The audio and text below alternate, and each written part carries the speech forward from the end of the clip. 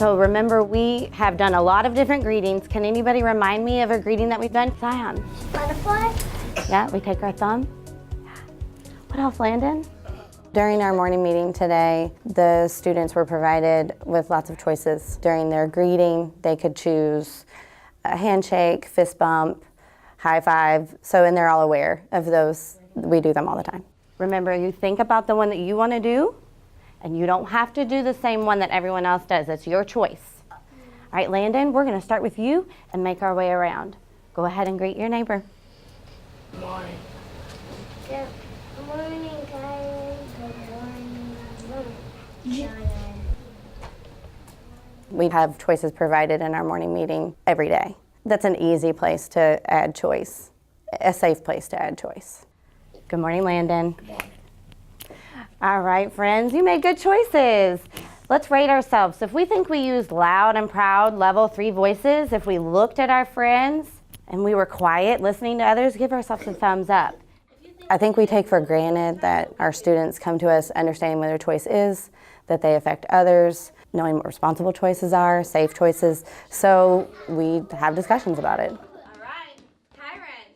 So we're going to talk about applying for our new job and being responsible in our new jobs. Today was job application day in 2nd grade. So we reviewed what it means to be responsible and what responsibility looks like in the classroom, what a responsible character might be.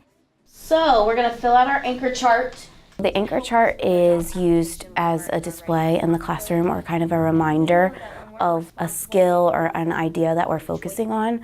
So we use the anchor chart to kind of display the word responsibility, the definition, characteristics of a responsible person. Responsible friends are usually trustworthy. So I'm going to add my word to the board that they're trustworthy and that I can count on them to get the job done even when I'm not looking. So they're usually trustworthy. What else are we thinking, Legacy? That they're nice to others. Ooh, they're nice to others.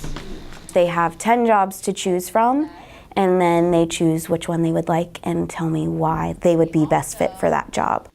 If we are responsible and something's really hard, do we give up?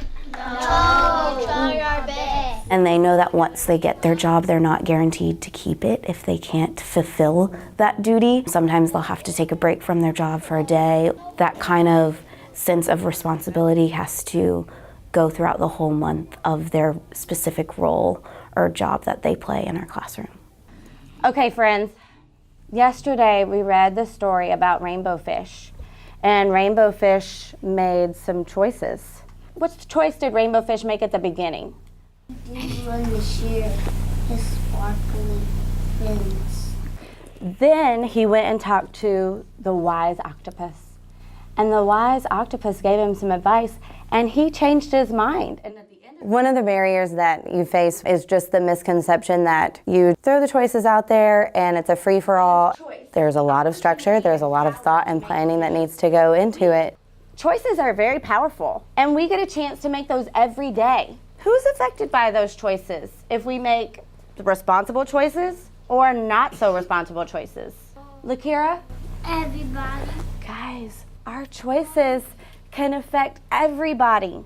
You set those parameters, you set those guidelines, so then it feels safe for you too. And then just having the students understand that there are consequences for all of our choices. You made a choice to help your friend. Yeah. I want to hear about more pictures that were painted. Jalen. In order to help students take responsibility, I try to put them in a situation that if they made an irresponsible choice, how their choice is affecting others, because I think that's huge for them to recognize. I also have them do think sheets where they kind of think about their action and write how they could have done something different. So go ahead and just turn to your partner and share with them so that everyone gets to share today. In the beginning of the school year, we create our classroom norms, our classroom rules together. When we do that, we also create or brainstorm what those consequences would be if we were to break any of those classroom norms or rules.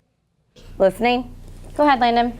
When me and my cousin played tag, I got angry and angrier, and my fist got very, very bad, and I pushed him. I held them back up and I said sorry.